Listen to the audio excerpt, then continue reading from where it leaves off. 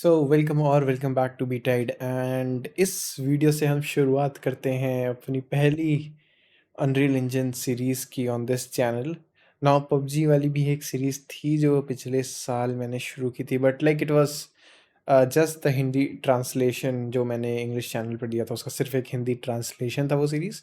So it it like वो Hindi channel के लिए नहीं बनी थी specifically, but now it's the finally time.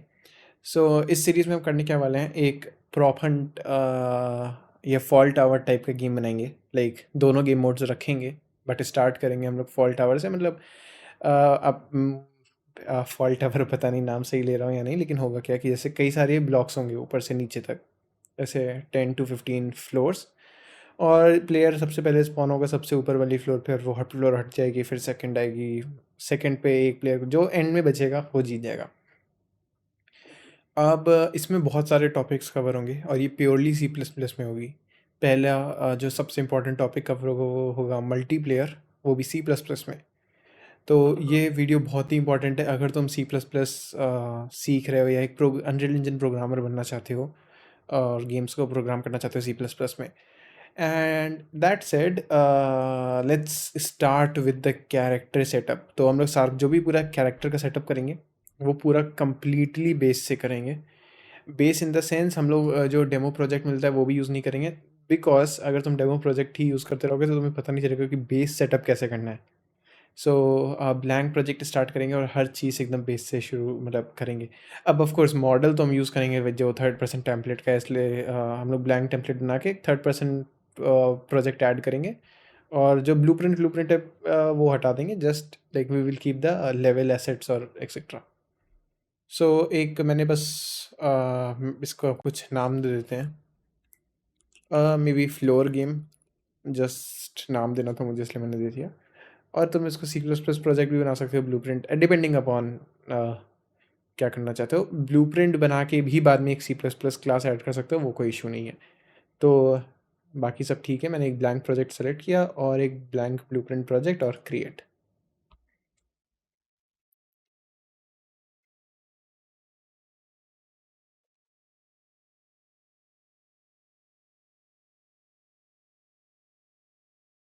Project खुल गया। नेक्स्ट हमें क्या करना है, एक नया इसमें एक नया ऐड करते हैं फीचर और कंटेंट पैक, और थर्ड पर्सन टेम्पलेट ऐड कर लेते हैं। अब इसमें से हमें ये दोनों चीज़ें चाहिए नहीं तो हम इनको हटा सकते हैं। आप ब्लूप्रिंट वाला इनपुट भी हटा सकते हैं। हाँ, let's remove the input also. और सिर्फ मैप रखा, मैप ओपन किया एंड ये नॉर्मल मैप है और इस पर कोई भी गेम मोड अभी नहीं लगा हुआ है। अगर वर्ल्ड सेटिंग्स नहीं आ रही है इन योर केस तो इसको बंद कर देता हूँ, मैं भी दिखा देता हूँ। विंडोज़ में जाके ऊपर से वर्ल्ड सेटिंग्स ओपन कर सकते हो। पता नहीं क्यों बट ये बहुत ज़्यादा आस्क्ड क्वेश्चन रहा, आई डोंट नो। मुझे लगा ये बहुत सिंपल चीज़ है, बट या वर्ल्ड सेटिंग्स ओपन कर सकते हो। तो चलिए शुरुआत की जाए। सबसे पहले हम बनाएंगे अपना character. So let's go to tools, नया सी प्लस प्लस क्लास, और इसको एकदम एम्प्टी क्लास रखनी है इसलिए नन सेलेक्ट कर लेना। अब अगर चाहो, अगर थोड़ा सा तुम्हें कोड कम लिखने का मन है तो तुम कैरेक्टर सेटअप कर सकते हो, और वो ज़्यादा आसानी से तुम्हें मतलब कुछ चीज़ें ऑलरेडी सेटअप रहेंगी, जैसे कि वो जो कैरेक्टर है उसके पास कैमरा है और वो सब। लेकिन हम नन सेलेक्ट करके एकदम एम्प्टी से बनाएंगे और इसको नाम दे देते हैं बेस कैरेक्टर। और इसको एक फोल्डर, नहीं फोल्डर में नहीं डालते हैं, बेस कैरेक्टर को बाहर ही रखते हैं और क्रिएट क्लास।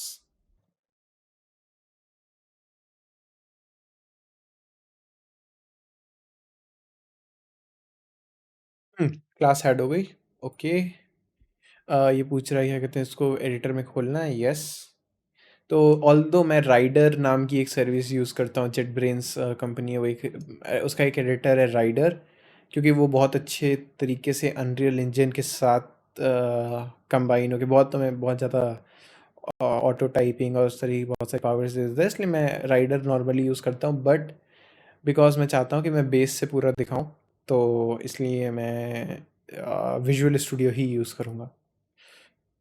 ठीक है, हमारा विजुअल स्टूडियो खुल चुका है। अब ठीक है, फ्लोर गेम से अभी हमें कोई काम नहीं है, अभी हमें कैरेक्टर का सी प्लस प्लस कोड लिखना है।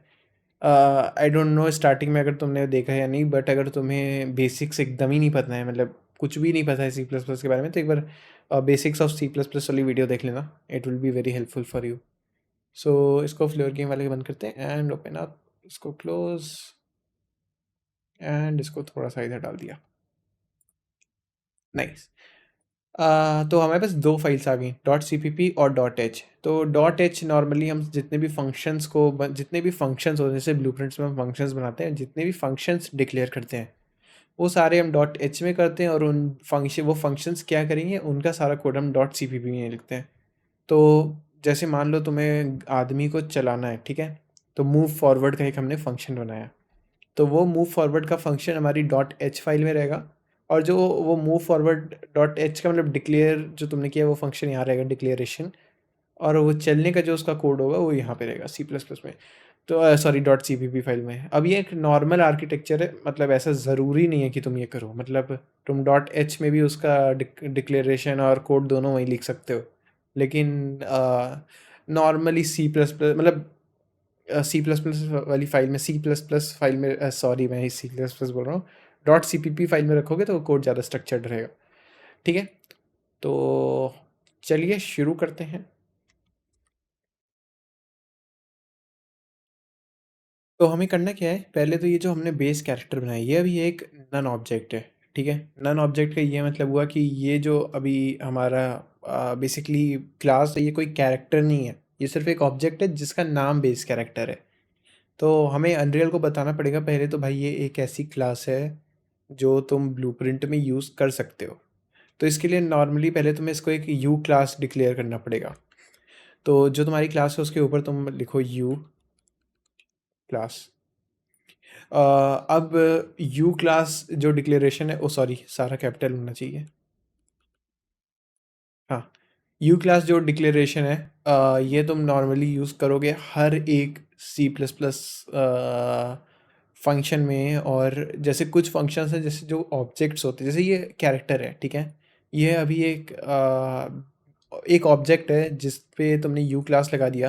तो अब जो अनरियल का जो सिस्टम है, जो जब सारी फाइल्स को चेक करेगा वो तो देखेगा ओके ठीक है भाई इसमें यू क्लास है, ठीक है इस यू क्लास को हमें अपने बिल्ड में लेना है, ये वो उसने चेक किया।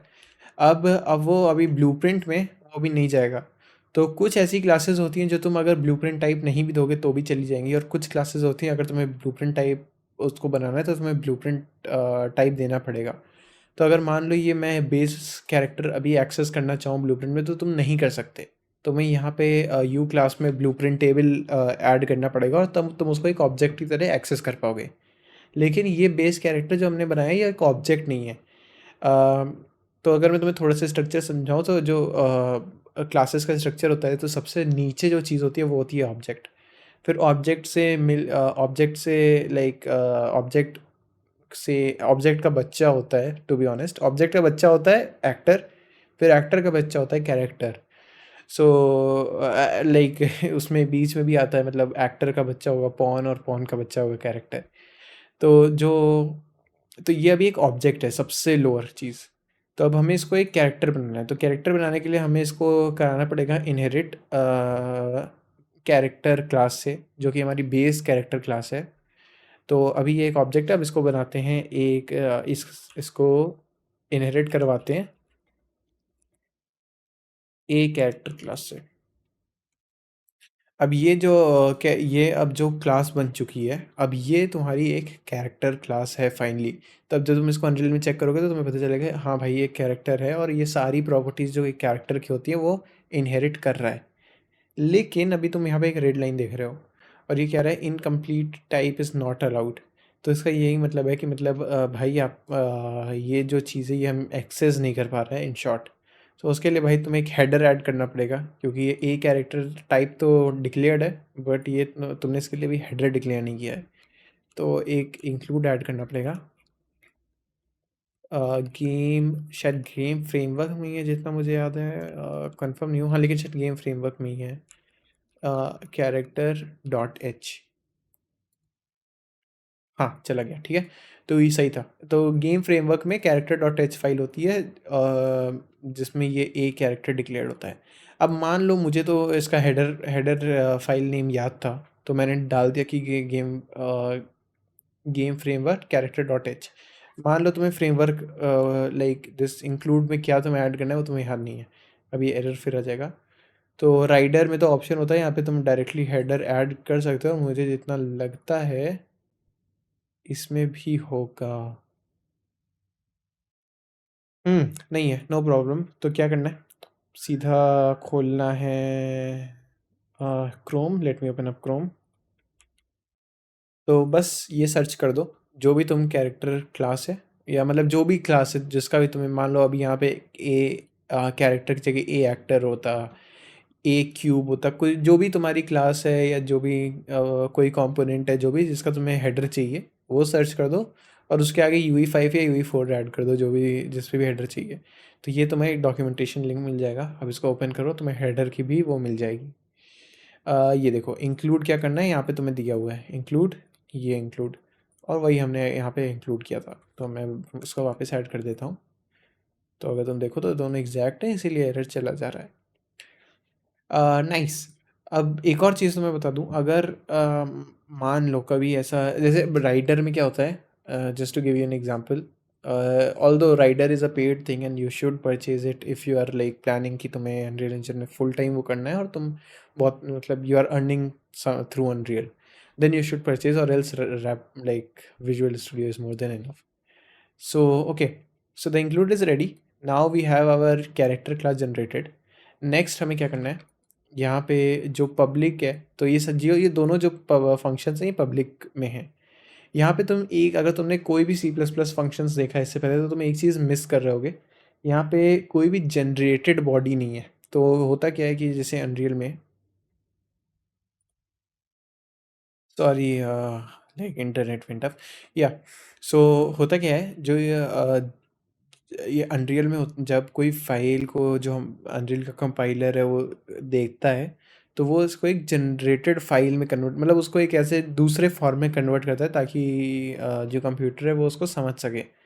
लेकिन वो तभी करता है, मतलब मैं तुम्हें इन शॉर्ट बताता, वो इस फाइल को तभी रजिस्टर करेगा जब इसमें दो चीज़ें हों, एक तो यू क्लास हो और दूसरा जनरेटेड बॉडी हो।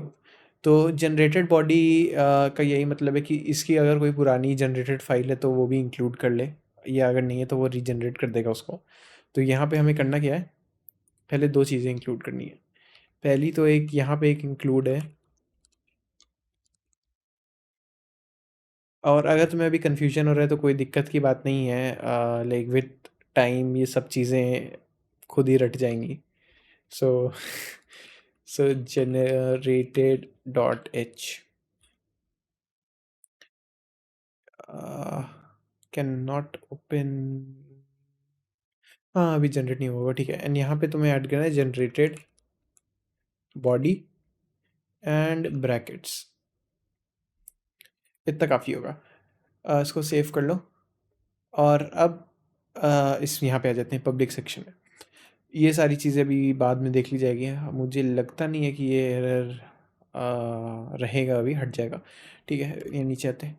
तो अब ये तुम यहाँ पे देख रहे हो पब्लिक में दो फंक्शंस डिक्लेयर्ड है, और अगर मैं डॉट CPP फाइल में जाऊँ तो वो दोनों फंक्शंस के लिए कोड लिखने की जगह भी है, मतलब ये देखो दो ब्रैकेट्स हैं, अभी यहाँ पे तुम जो जो कोड लिखना चाहो लिख सकते हो।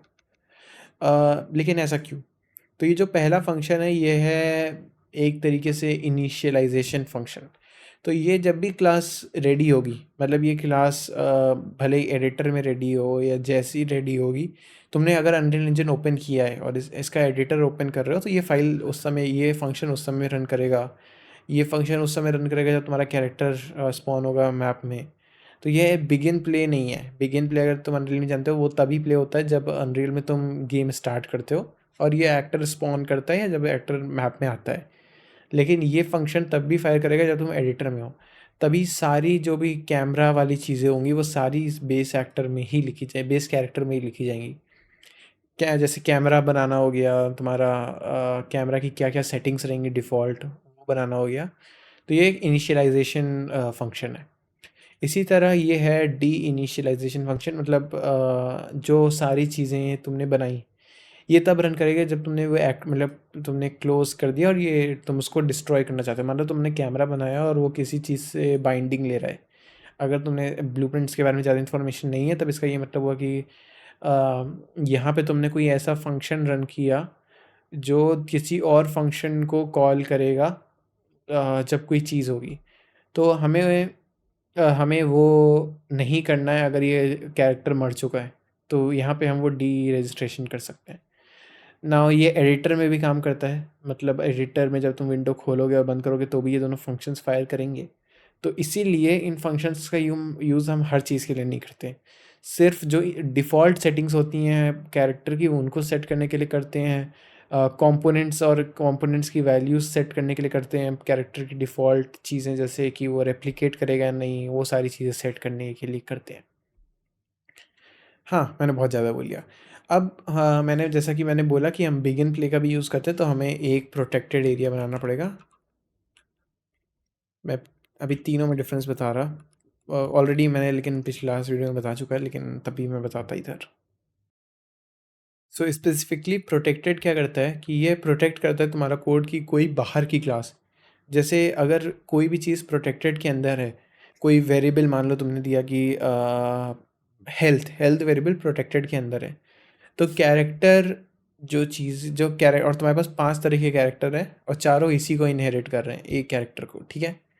तो वो सारे पांचों कैरेक्टर्स इस हेल्थ वेरिएबल की वैल्यू चेक कर पाएंगे, भले ही वो उसके बेस में है, इससे डिफरेंट क्लास है, लेकिन तब भी वो इसको एक्सेस कर पाएंगे।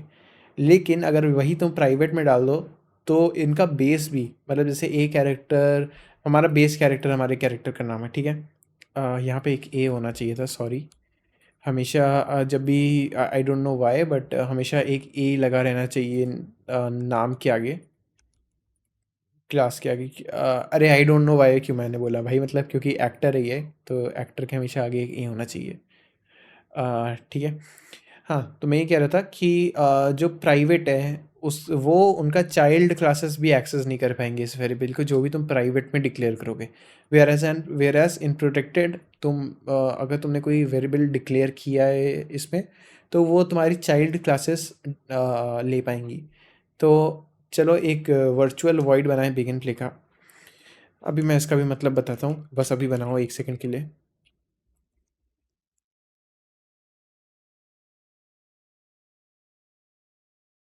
ठीक है, तो यहाँ पे है virtual void begin play override. So यहाँ पे करता क्या है, वर्चुअल का ये मतलब हुआ कि वर्चुअल और ओवरराइड रिलेटेड वर्ड्स हैं। तो अगर तो मैंने ए कैरेक्टर में बिगिन प्ले फंक्शन होगा, ठीक है, बिगिन प्ले फंक्शन हर उसमें होता है। तो ए कैरेक्टर का जो बिगिन प्ले फंक्शन है वो मैं यहाँ पे इनहेरिट कर रहा हूँ। मतलब मैं कह रहा हूँ A character begin play function ना बुलाए, मैं बुलाऊंगा, उसकी child class begin play function बुलाएगी। ऐसा इसलिए कर रहे हैं ताकि हम भी बिगिन प्ले फंक्शन में अपना कोड लिख पाएँ। तो अब तुम सोच रहे होगे कि अगर हम उसको ओवरराइड कर रहे हैं कि मतलब उसका चाइल्ड क्लास ना बुला, मतलब उसका पेरेंट ना बुला रहा है, मैं ही बुला रहा हूँ, तो पेरेंट के तो जो बिगिन प्ले में कोड होगा वो बुलाएगा ही नहीं। तो उसके लिए हमारे पास एक दूसरी चीज़ होती है, सुपर। तो हम करेंगे क्या, एक फ़ंक्शन बना लेते हैं इस बिगिन प्ले के लिए। अब तुम इसको यहाँ पे जाके राइट लिख भी सकते हो, या नॉर्मली सारे एडिटर्स में एक ऑप्शन रहता है कि तुम इसके लिए डिक्लेयर कर सकते हो। तो लिखा है create definition of begin play in base character dot C P P. तो इसका एक डेफिनेशन बना लेते हैं, यहाँ पे बंद करते हैं और डॉट सी पी पी में जाते हैं। तो यहाँ पे देखो तुम्हें मिल गया वॉइड ए बेस कैरेक्टर बिगिन प्ले। तो अभी अगर मैं सिर्फ इसको ऐसे ही रन करूँ तो कैरेक्टर की कोई भी बेस फंक्शनैलिटी जो बिगिन प्ले में होगी वो रन नहीं करेगी, लेकिन उसको हमें रन कराना ज़रूरी है क्योंकि कैरेक्टर में बहुत सारी इंपॉर्टेंट फंक्शनैलिटीज़ होती हैं। तो हमें उसके लिए ऐड करना पड़ेगा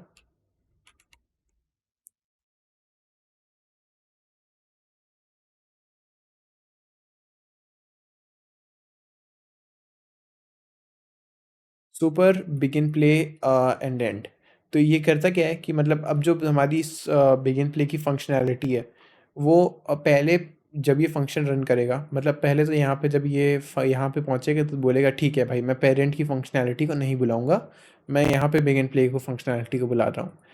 यहाँ पे ये बिगिन प्ले की फंक्शनैलिटी को बुलाएगा। फिर यहाँ पे हमने दिया है सुपर बिगिन प्ले, तो अब ये क्या करेगा, अब जाके पेरेंट की फंक्शनैलिटी जो भी होगी उसको रन करेगा, और उसके बाद यहाँ पे जो तुमने कोड दिया होगा वो रन करेगा। तो इससे हमने पेरेंट का भी कोड बुला लिया और अपना कस्टम कोड भी इम्प्लीमेंट कर सकते हैं। चलो यहाँ पे बस एक प्रिंट स्टेटमेंट बनाते हैं, बस चेक करने के लिए कि क्या हमारा कैरेक्टर ठीक से काम कर रहा है या नहीं। हम यहाँ पे बनाते हैं यूई लॉग टेम्प। भाई प्रिंटिंग थोड़ा सा डिफ़िकल्ट होती है अनरियल इंजन में, मतलब सी प्लस प्लस में। तो आई वुड से कि ये प्रिंटिंग स्टेटमेंट मुझे याद करने में बहुत टाइम लगा था। अब घर में कुछ काम चल रहा है तो थोड़ा आवाज़ आ रही होगी। Hopefully it's not that much, but हाँ। तो ये प्रिंट स्टेटमेंट याद करने में मुझे बहुत टाइम लगा था, बहुत ज़्यादा। 4-5 महीने से ज़्यादा लग गए थे, कसम से बता रहा। तो कुछ भी घबराना नहीं इस प्रिंटिंग स्टेटमेंट पे तो स्पेसिफिकली, क्योंकि ये आसान नहीं है याद करना। ठीक है, एक दिन हम एक वार्निंग बनाएंगे। Text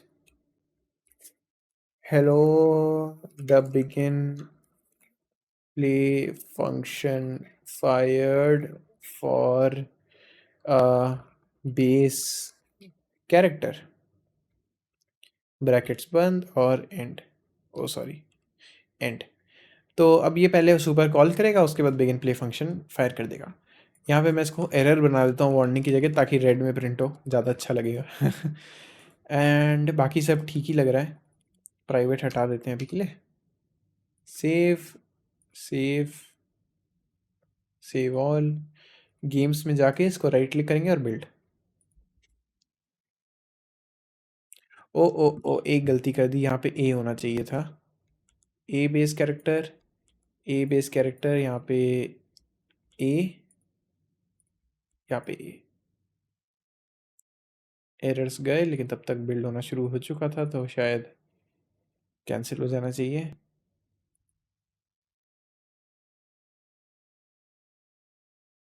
nice.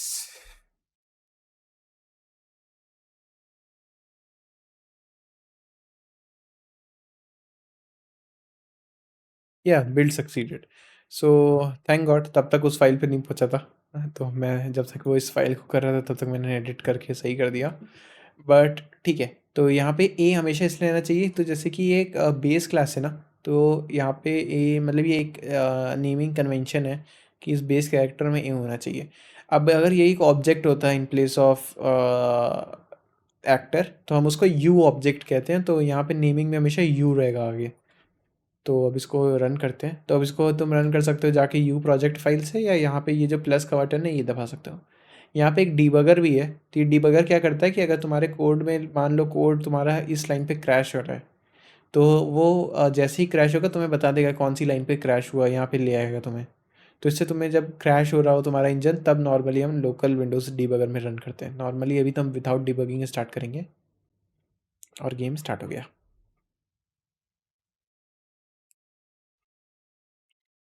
तो अब यहाँ पे जाते हैं टूल्स, नहीं टूल्स में नहीं, कंटेंट ड्रॉअर में।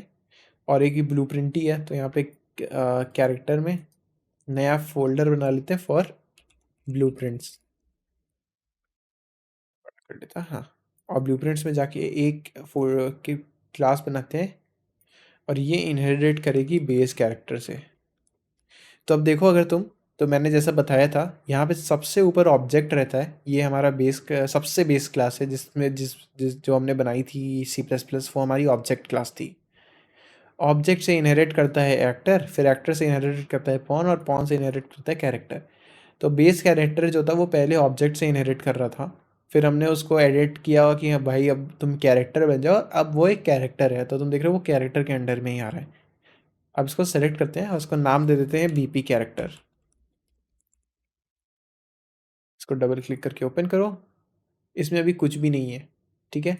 यहाँ पे एक मैश है, एक एरो कंपोनेंट है और एक कैप्सूल कंपोनेंट है। अब ये इसलिए आया क्योंकि हमने उसको कैरेक्टर से इंपोर्ट करवाया। अगर ये नहीं भी होता, मान लो तुम्हें एकदम ही बेस करना होता, कैरेक्टर मूवमेंट भी यूज़ नहीं करना, तो भी तुम कर सकते थे। लेकिन कैरेक्टर मूवमेंट के बहुत यूज़ केसेस होते हैं, जो कि हम बाद में देखेंगे। तो यहाँ पे देखो, तुम अभी बेस बेस क्लास तुम्हारी सही बता रहा है, बेस कैरेक्टर। तो अब अनटाइटल्ड में जाते हैं। यहाँ पे अभी हमारे पास कोई गेम मोड नहीं है, तो functional test game mode select करते हैं। नहीं यार, एक नया गेम मोड बनाना पड़ेगा। ओके, तो हमें क्योंकि गेम का लॉजिक सी प्लस प्लस में ही लिखना है, तो हम एक blueprint C plus plus game mode ही बनाते हैं। नहीं, अभी एक ब्लूप्रिंट ही बनाते हैं भाई, sorry. Because I want like मैं उसको पूरा कवर करना चाहता हूँ स्टार्ट टू एंड एक ही वीडियो में, तो अभी हम यहीं पे बनाते हैं एक ब्लूप्रिंट क्लास और एक गेम मोड बेस सेलेक्ट कर लेते हैं। अब इस न्यू गेम मोड को यहाँ पे सेलेक्ट करो और यहाँ पे डिफ़ॉल्ट पॉन की जगह सेलेक्ट कर लो BP character. Save all. Map के अलावा मुझे सब सेव करना है। चूज़ फाइल्स टू सेव और मैप के अलावा इसको सेव कर लो और रन। कुछ नहीं हुआ, लेकिन लॉग्स देखते हैं। ये देखो, hello error, hello the begin play fired for base character. तो फंक्शन जैसा उसको काम करना चाहिए था उसने किया। सो भाई चला, तुम्हारा कैरेक्टर एग्जिस्ट कर रहा है इस पृथ्वी पे, लेकिन इसमें अभी कोई मैश नहीं है। तो अगर मैं इसमें मैश डाल दूँ तो यहाँ पे तुम मैश सेलेक्ट करो और यहाँ पे तुम अपना कोई भी, मैं मैनी सेलेक्ट कर रहा हूँ। टिक टिक टिक टिक टिक हो जाए भाई, हाँ मैनी सेलेक्ट कर लिया। अब इसको नीचे ले आते हैं और इसको रोटेट कर देते हैं ताकि वो कैप्सूल में ही रहे। अब ये तो ब्लूप्रिंट के ही बेसिक्स हैं, तो ये आई डोंट थिंक मुझे बताने की ज़रूरत है, बट हाँ ठीक है। अभी कैप्सूल में ही आ गया। तो अगर अब मैं प्ले करता हूँ, कोई एनिमेशन कुछ भी नहीं लगा रहा क्योंकि वो मैं दिखा रहा। ठीक है, तो ये तुम देख सकते हो, यहाँ पे कैरेक्टर है और ये फिर से प्रिंट किया होगा यहाँ पे, देखो। अगर तुम्हें लग रहा है ये पुराना वाली, तो मैं हेलो दिखा दे, 2 बार प्रिंट हुआ है। ठीक है, अब इसको क्लियर करते हैं।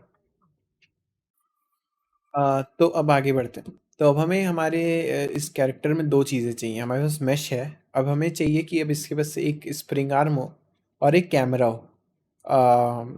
और इसमें 2 कैपेबिलिटीज़ हों कि ये जो चीज़ है ये दौड़ सकती है, आइडल रह सकती है या जंप कर सकती है।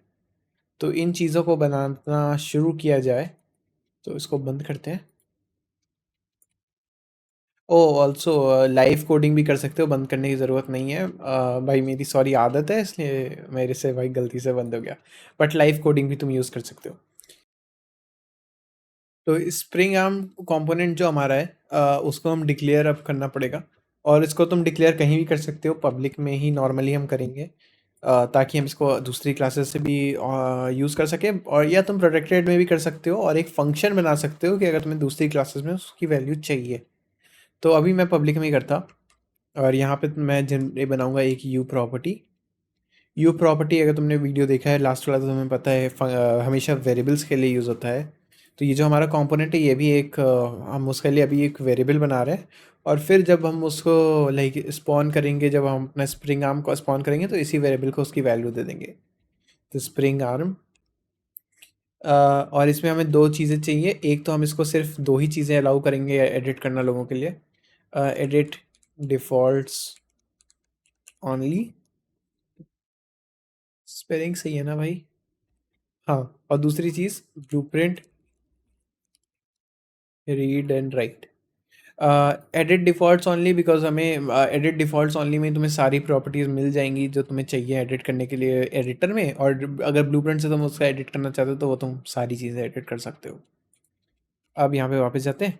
अभी क्लास, अब ये इस क्लास का क्या नाम है? ये है स्प्रिंग आर्म कंपोनेंट। अगर तुम्हें देखना है कि उस कंपोनेंट का क्या क्लास है, तो तुम ब्लूप्रिंट में भी देख सकते हो। अब हमें स्प्रिंग आर्म कंपोनेंट के लिए पहले हेडर इंक्लूड करना पड़ेगा, क्योंकि हम उसकी एडिट भी करेंगे और उसके फंक्शंस को भी वो करेंगे। तो यहाँ पे फिर से ये गेम फ्रेमवर्क में ही है। I think so, you spring arm component, नहीं नहीं, सिर्फ स्प्रिंग कंपोनेंट डॉट एच। और यहाँ पे क्लास डिक्लेयर कर दो, यू स्प्रिंग आर्म कंपोनेंट। और ये एक पॉइंटर है, उसका नाम है स्प्रिंग आर्म। अब मैं थोड़ा सा बेसिक बता देता। ये मैंने पॉइंटर इसलिए रखा है क्योंकि हम इसको जब स्पॉन करेंगे, तो हम ये कहीं पे मेमोरी में इसकी लोकेशन सेव होगी। ठीक है, तो अगर तुम्हें पॉइंटर्स नहीं पता है, तो पॉइंटर्स का बेसिक मतलब यही है कि जब हम इस स्प्रिंग आर्म को कहीं स्पॉन किए, ठीक है, तो उसकी उस कंप्यूटर पे कहीं मेमोरी सेव हो रही है। अब वो जो मेमोरी सेव हो रही है, उसकी लोकेशन ही हम सिर्फ सेव करेंगे और सारा काम उसी लोकेशन से करेंगे, ताकि उसे हमें कॉपी ना बनानी पड़े। इन शॉर्ट, पॉइंटर्स का यही मतलब है। वरना भाई अगर पॉइंटर्स को स्पेसिफिकली समझाने जाए तो फंस जाएगा। तुम यूट्यूब पे ही देख सकते हो कितनी हज़ारों वीडियोस पड़े से पॉइंटर्स समझाने के लिए। बट एनीवेज अब हमें पास यू स्प्रिंग आर्म कंपोनेंट आ गया। अब हमें जैसा मैंने बोला स्पॉन करना है, तो स्पॉन करने का सिस्टम बहुत आसान है। अब तुम देखोगे अगर तुमने एडिटर में ब्लूप्रिंट्स में कभी स्प्रिंग आर्म ऐड किया तो तुम ब्लूप्रिंट्स में ही डायरेक्टली जाते हो ऐड कंपोनेंट और यहाँ स्प्रिंग आर्म सेलेक्ट कर लेते हो, तो वो एडिटर में ही तुम कर रहे हो। तो सेम थिंग हमें भी करना है ना, बिगिन प्ले में नहीं करने की जगह हम करेंगे उसको इनिशियलाइजेशन में, ताकि वो एडिटर में रहे जैसा मैंने स्टार्टिंग में बताया था। तो अब अपना स्प्रिंग आर्म लाओ जो वेरिएबल तुमने बनाया था और उसकी वैल्यू सेट करो क्रिएट डिफ़ॉल्ट सब ऑब्जेक्ट। ये फंक्शन हर उस ब्लूप्रिंट कंपोनेंट को या सी प्लस प्लस कॉम्पोनेंट को कैरेक्टर पे लगाने के लिए तुम यूज़ करोगे। अब इसमें दो वैल्यूज़ ये लेता है। पहले तो एक ये रहता है एरो, दो एरोज़ रहते हैं और एक ब्रैकेट्स। तो इस एरो में जाता है क्या कंपोनेंट स्पॉन करना है। हमें स्पॉन करना है यू स्प्रिंग आर्म कंपोनेंट, और ब्रैकेट्स में जाता है जो ये स्प्रिंग आर्म कंपोनेंट स्पॉन हुआ है इसका नाम क्या देना है। तो यहाँ पे बनाओगे एक टेक्स्ट और इसका नाम दे दोगे स्प्रिंग आर्म। ठीक है, कोई एरर नहीं है। अब स्प्रिंग आर्म हमारा स्पॉन हो जाएगा और यहाँ पे कैरेक्टर पे लग जाएगा। लेकिन अभी ये कैरेक्टर पे लगा नहीं है, ठीक है, ये मतलब ऐड हो जाएगा लेकिन ये लाइक कैप्सूल कंपोनेंट से अटैच्ड रहेगा, लेकिन हमें उसे अटैच करना है अपना कैरेक्टर की मैश से। तो यहाँ पे क्या करेंगे, हम स्प्रिंग आर्म कंपोनेंट को लेंगे जो हमने वेरिएबल ऊपर बनाया, वेरिएबल की वैल्यू सेट हो गई तो अब वो नल नहीं रहेगा, तो ये स्प्रिंग आर्म हम लेंगे और यहाँ पे कर देंगे सेटअप अटैचमेंट और इसको अटैच कर देंगे अपने मैश से। अब तुम अगर चाहो तो इसको किसी बोन से भी मैश अटैच कर सकते हो, अगर मैं दिखाता कैसे करते हैं वो। तो पहले तो यहाँ पे गेट मैश, तो ये कैरेक्टर की स्केलेटल मैश ले आएगा, उससे हम इस स्प्रिंग आर्म को अटैच कर देंगे। लेकिन अगर तुम्हें स्पेसिफिक किसी बोन से अटैच करना है तो तुम कॉमा देके यहाँ पे लिखा है ना सॉकेट का क्या नाम है, तो वो तुम बोन का भी नाम दे सकते हो। बट हमें स्केलेटल मैश से ही सिर्फ अटैच करना है तो हम सिर्फ गेट मैश मैश दे देंगे और ये हो जाएगा। तो अभी हमें कैमरा भी स्पॉन करना है, बट उससे पहले मैं तुम्हें इसे दिखाना चाहता हूँ स्टेप बाय स्टेप। सो मैं इसको बिल्ड करूँगा और दिखाऊंगा कि हाँ हमारे पास आ चुका है जो हमें चाहिए था। प्ले।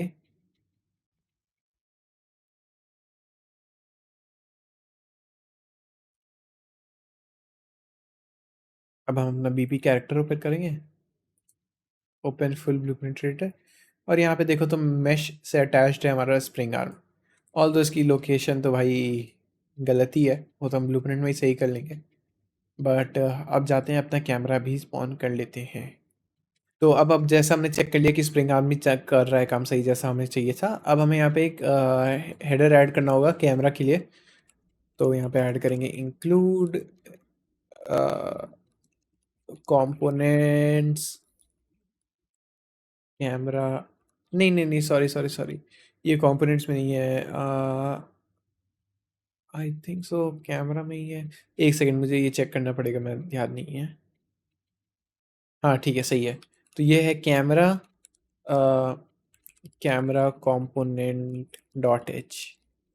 तो ये कैमरा का अब ये गेम फ्रेमवर्क में नहीं था कैमरा कंपोनेंट, ये कैमरा नाम के फोल्डर में है और फिर वहाँ से तुम कैमरा कंपोनेंट इंपोर्ट कर लोगे। अब यहाँ पे सेम चीज़ करेंगे तो यू प्रॉपर्टी की वाली लाइन को कॉपी कर लेते हैं और यहाँ पे बनाते हैं class you camera component player camera. ठीक है, बन गया। अब वापस जाएंगे डॉट सी पी पी में, यहाँ पे हम करेंगे प्लेयर कैमरा को स्पॉन अब, और स्पॉन करने के लिए फिर से क्रिएट डिफ़ॉल्ट सब ऑब्जेक्ट।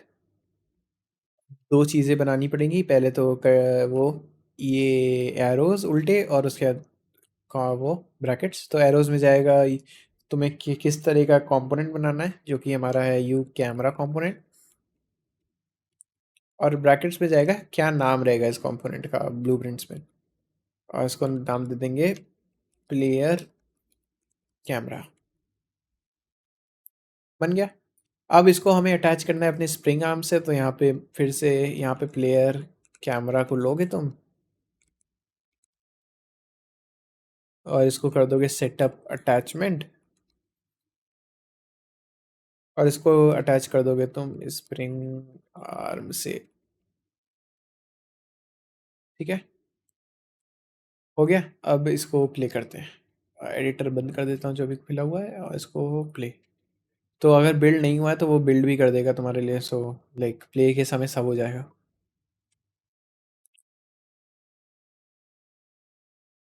अब यहाँ पे क्योंकि ये अनसेव्ड मैप है, तो यहाँ पे मैं सेलेक्ट कर लेता हूँ जो गेम मोड हमने बनाया था, न्यू ब्लूप्रिंट वाला, और प्ले करता हूँ।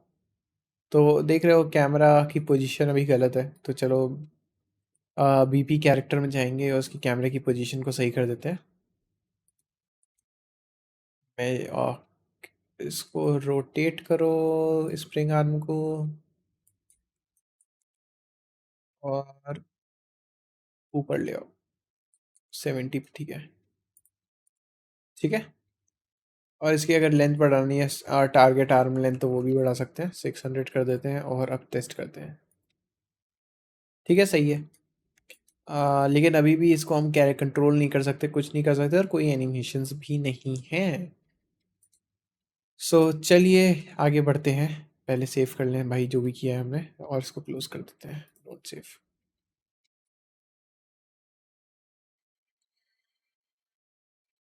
तो अब हमें थोड़ा सा मूवमेंट लॉजिक बनाना है, ठीक है। तो अब उस मूवमेंट लॉजिक को बनाना भी मतलब ज़्यादा डिफिकल्ट नहीं है कंपेयर टू व्हाट अभी तक हमने किया है। तो हम डॉट एच फाइल में जाएंगे और यहाँ पे 4 फंक्शंस बनाएंगे, और ये सारे हम ऐसे बनाएंगे जो ब्लूप्रिंट से हम कॉल कर सकें। तो जो भी हमें इनपुट मिलेगा वो इनपुट हम ब्लूप्रिंट में लेंगे, और उसके बाद सी प्लस प्लस में हम 4 फंक्शंस बुलाएंगे, लाइक मूव राइट और मूव फॉरवर्ड और जंप और क्राउच के लिए।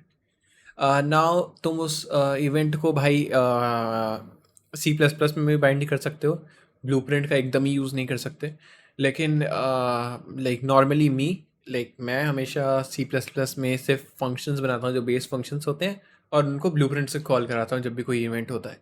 इससे मुझे डीबगिंग में बहुत आसानी होती है जब कोई चीज़ नहीं चल रही हो, और बस आसान पड़ता है इन शॉर्ट। तो अब 4 फंक्शंस बनाते हैं। तो एक यू फंक्शन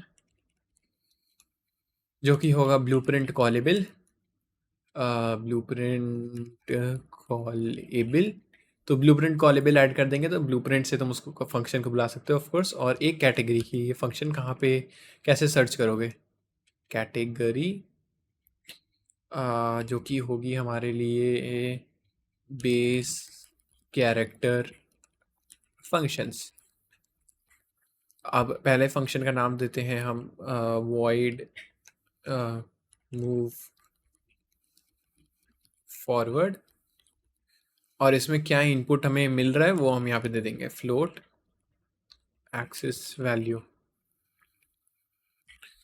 इसी तरह इसको फंक्शन को पूरा कॉपी कर लो, और यहाँ पे मूव फॉरवर्ड की जगह बस मूव राइट कर दो।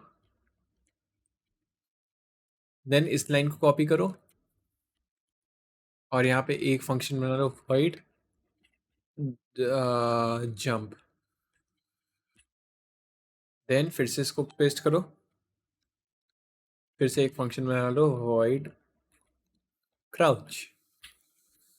यहाँ पे क्योंकि जंप फंक्शन बेस क्लास में भी है एक, तो यहाँ पे बेस कैरेक्टर ऐड कर जंप कैरेक्टर ऐड करते हैं और यहाँ पे क्राउच कैरेक्टर ऐड करते हैं, जस्ट बिकॉज की कन्फ्यूजन्स ना हो। तो अब हमारे पास 4 फंक्शंस आ चुके हैं, चारों के लिए हम डेफिनेशन बना लेते हैं। Create definition for move forward, although एक साथ भी बना सकते हैं बट अलग अलग ये बनाते हैं। Create definition for move right, create definition for jump, and create definition for crouch character. I think jump के लिए नहीं बना, हाँ बन गया। अब अपनी एच फाइल में जाएंगे, सॉरी सीपीपी में। तो यहाँ पे मूव फॉरवर्ड का है अपना कोड, मूव राइट का है, जंप का है और क्राउच का है। तो मूव फॉरवर्ड कराना तो बहुत ही आसान है। तब हमें बस करना क्या है, हम एक फंक्शन होता है जो बेस क्लास में होता है, मतलब जिससे हमने इनहेरिट किया है, इसी में है, जो कि है ऐड मूवमेंट इनपुट। और इसमें दो चीज़ जाएगी, कि हमारी करंट फॉरवर्ड वेक्टर क्या है प्लेयर का, तो वो जाएगा गेट एक्टर फॉरवर्ड वेक्टर, और इसको मल्टीप्लाई कर देंगे हम अपनी जो क्या एक्सेस वैल्यू मिल रही है, उतना ही हम आगे बढ़ेंगे। गेट एक्टर फॉरवर्ड, कुछ गलती की क्या मैंने? ओ सॉरी, ये फंक्शन है, सॉरी सॉरी सॉरी, ब्रैकेट होना चाहिए इसके बाद। हाँ, अब फॉर मूव राइट हमें क्या करना है, हम फिर से ऐड मूवमेंट इंपोर्ट करेंगे, और अब राइट वेक्टर क्या है प्लेयर का वो देखेंगे। Get actor right vector brackets, अब इसको मल्टीप्लाई कर देंगे अपनी एक्सेस वैल्यू से, और एंड। अब मैं तुम्हें कुछ बताता हूँ, ये जो भी हो रहा है ये सब ऑलरेडी रेप्लिकेटेड है, मतलब ये अगर तुम मल्टीप्लेयर पे रन करना चाहोगे तो आराम से चल जाएगा, कोई भी प्रॉब्लम नहीं होगी। इसलिए हमें यहाँ पे अभी तक हमने कोई भी रेप्लिकेशन या मल्टीप्लेयर की कोई भी बात नहीं की है, और हमें अभी करनी भी नहीं पड़ेगी, जब तक कुछ रेप्लिकेशन का आता नहीं है। और अभी मैं दिखाऊंगा ये कैसे रेप्लिकेटेड है। अब जंप कैरेक्टर भी बहुत आसान है करना, तो क्योंकि जंप फंक्शन ऑलरेडी डिक्लेयर्ड है, तो बस हमें करना क्या है, यहाँ पे बस जंप कॉल कर देना है और वो जंप कर जाएगा। लेकिन क्राउच के लिए ऐसा नहीं है, अगर क्राउच कॉल होता है तो हमें क्राउच के लिए क्राउच ऑन करना है ऑफ करना है उसके लिए एक फंक्शन बनाना पड़ेगा, बट अभी हम वो बाद में देखते हैं। देखते हैं, एडिटर ओपन तो नहीं है ना, नहीं, अब रीस्टार्ट करो।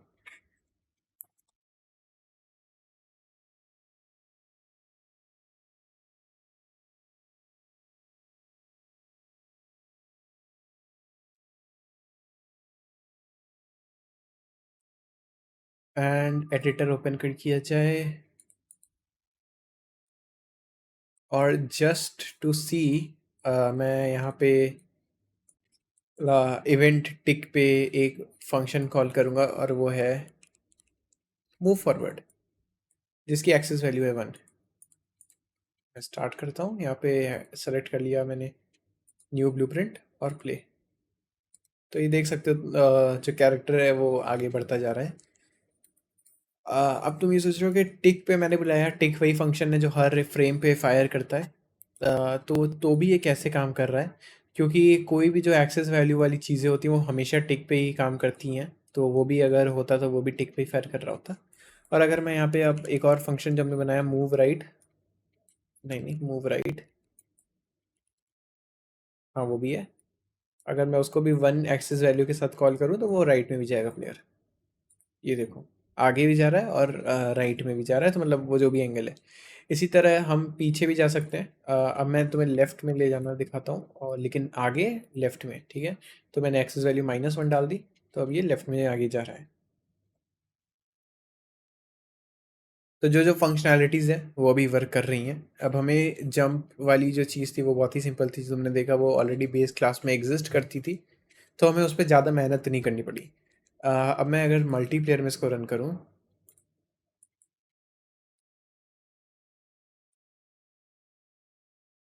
ये देखो, दोनों एकदम साथ में जा रहे हैं। अब ये जो यहाँ पे ग्लिच टाइप का तुम देख रहे हो वो इसलिए हो रहा है क्योंकि कैमरा, मतलब दोनों बहुत क्लोज है और कैमरा मतलब वो कर रहा है, वरना दोनों एक साथ ही जा रहे हैं और रेप्लिकेट कर रहा है सही से, तो कोई भी ऐसी प्रॉब्लम नहीं है रेप्लिकेशन में।